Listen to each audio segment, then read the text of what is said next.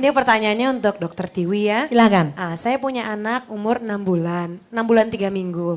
Sejak saya coba untuk memberikan dia makan, memang dia sangat sulit sekali makan ya. Apakah mungkin ini karena cara pengolahan makanannya yang salah ya? Selama ini saya mengolahnya adalah dengan direbus atau dikukus, kemudian disaring, tidak di blend.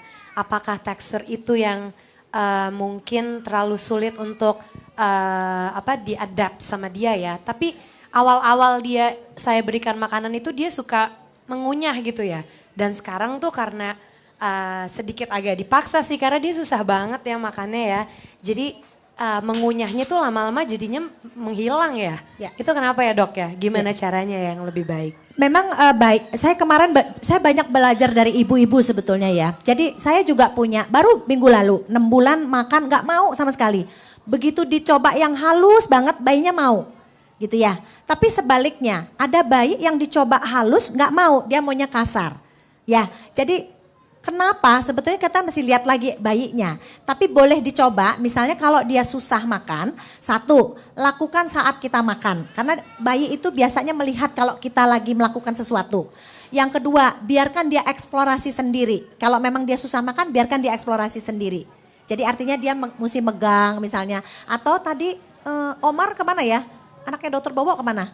Hilang. Jadi artinya dia nggak mau pakai sendok. Saya juga banyak belajar. Dia maunya pakai tangan ibunya. Ya, dia biasanya kadang-kadang sendok itu mungkin entah kasar, entah dingin. Jadi dia lebih seneng dengan disuapin sama tangan ibunya. Gitu ya. Tapi coba perhatikan karena memang bayi itu luar biasa berbeda-beda. Gitu ya. Tapi jangan dipaksa. Kemudian kalau dia bisa 1 suap udah prestasi buat dia. Tunggu dulu gitu. Terus saya biasanya ngelihat ya mereka harus dibikin agak penasaran. Jadi jangan sampai dia kenyang banget baru kita berhenti.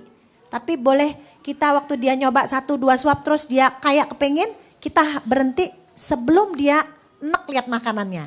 Jadi mesti pas banget waktunya. Bahkan kadang-kadang agak sedikit agak disisain. Maksudnya kepengin makannya itu jangan dipenuhi. Supaya nanti siang yang tercatat oleh otaknya adalah kepengin makannya itu. Jadi betul-betul berhenti sebelum dia kenyang. Gitu ya, supaya kita memulai yang berikutnya lebih mudah. Kalau sudah mulai ngemut, lebih bagus hentikan proses makan itu nggak berguna lagi. Ya, jadi kalau ngemut dia jadi belajar ngemut. Kalau kita teruskan, coba kita hentikan. Kalau udah ngemut sudah. Kalau udah mulai speednya pelan, kita udah macam-macam tetap nggak mau, udah stop aja. Nanti ulangi lagi berikutnya. Ya, memang nggak mudah ya. Saya tahu anak saya 7 tahun baru mau makan. Usia 7 tahun baru mau makan bener gitu. Jadi artinya saya tahu banget bagaimana anak susah makan itu perlu waktu. Cuman jangan dipaksa. Dipaksa tapi tetap berusaha. Cari mana yang dia rasa seneng gitu. Ya kadang-kadang malah lebih mungkin dikasih rempah ya bawang putih, daun salam misalnya, daun seledri itu bisa. Jadi lakukan. Ya. Itu untuk 6 bulan sudah boleh dicoba? Boleh, tapi pelan-pelan. Jadi kalau kita mencoba bumbu juga jangan terlalu semua dicampur. Ya, bawang putih kan juga bagus ya.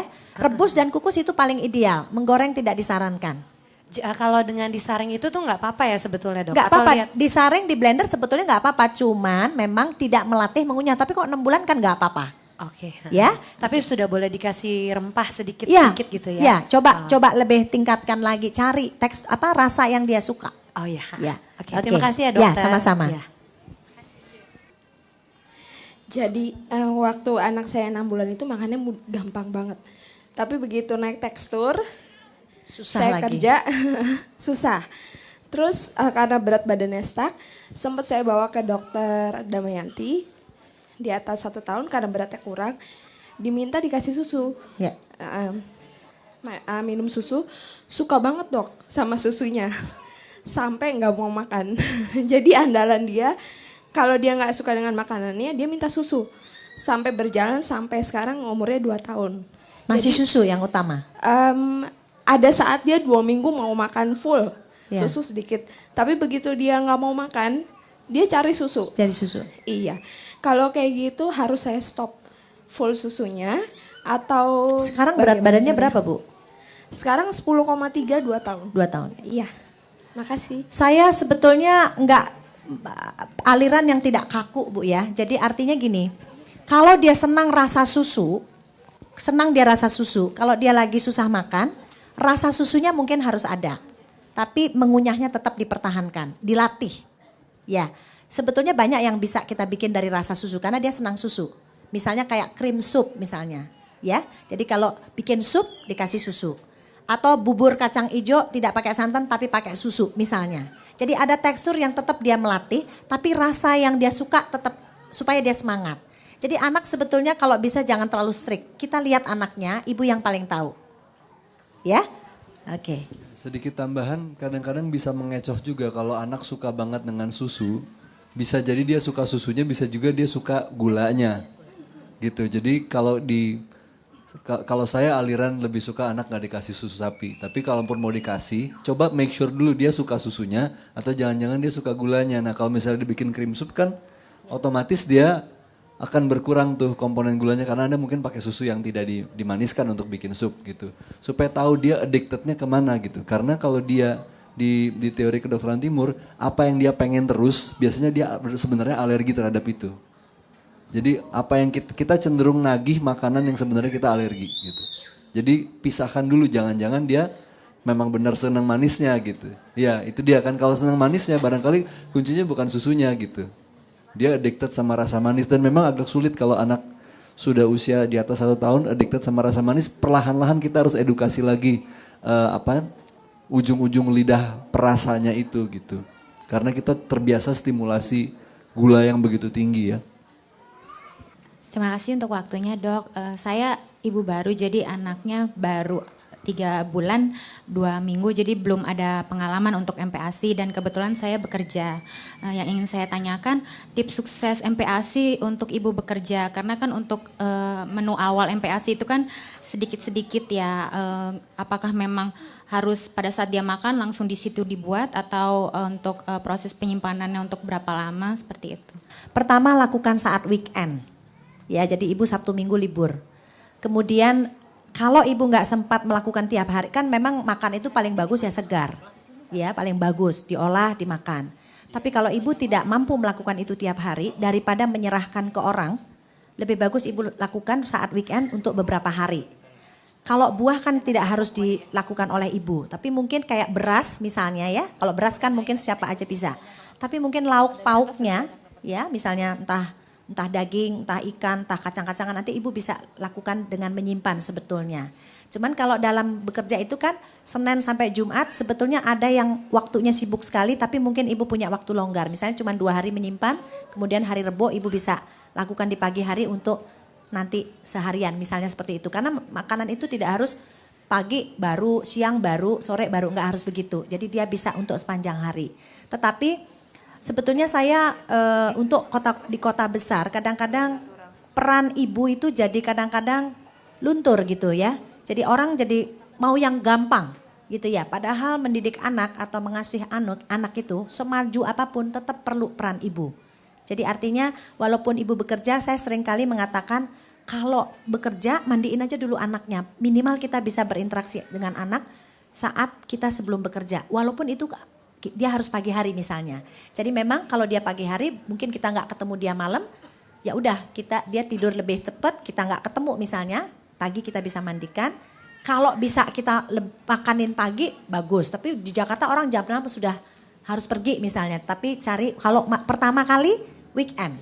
Kalau bisa sih jangan menyerahkan ke orang di nomor 1 makan, karena kadang-kadang makan itu kita harus tahu apa ya itu makan itu memberi makan juga skill ya. Jadi kenapa kalau mbaknya pulang dia nggak mau makan, tapi kalau sama ibunya dia nggak mau makan kalau nggak ada mbaknya. Jadi artinya skillnya mbaknya yang tahu, ibunya nggak tahu. Jadi artinya weekend pelajari supaya tahu apa yang dia cara yang gimana yang dia suka nih, rasa mana yang dia suka gitu, ya.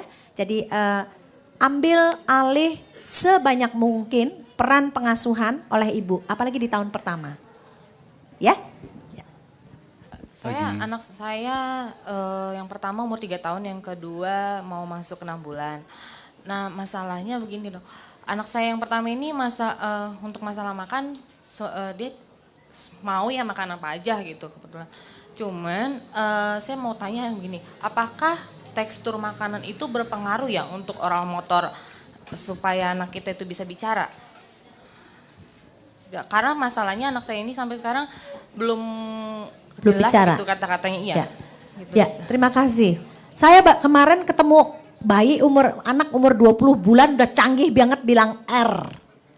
Ya, nanti kalau sempat lihat video Dokter TV ya yang Dokter Lohyuni tentang perkembangan mulut.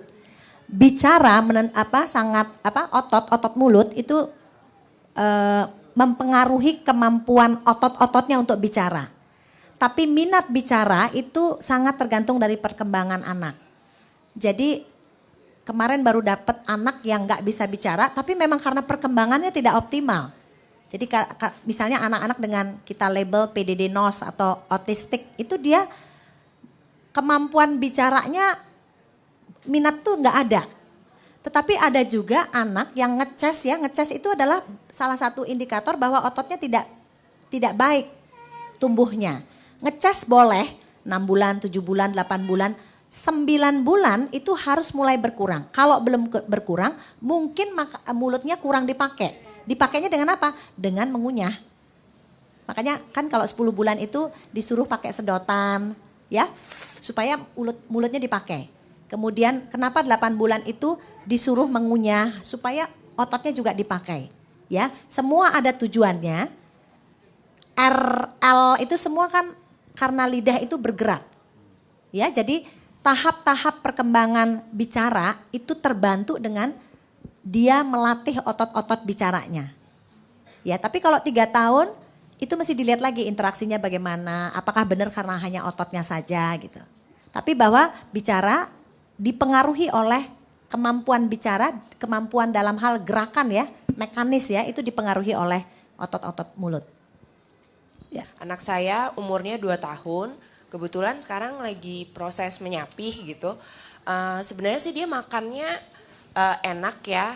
Cuma emang harus tricky, kita pinter-pinter bawa suasana dia aja gitu. Nah yang saya mau tanyakan, perlu nggak dan seberapa banyaknya susu yang harus dikasih per harinya? Karena belum pernah pakai susu formula dan apakah harus pakai susu formula atau UHT saja cukup gitu. Terima kasih.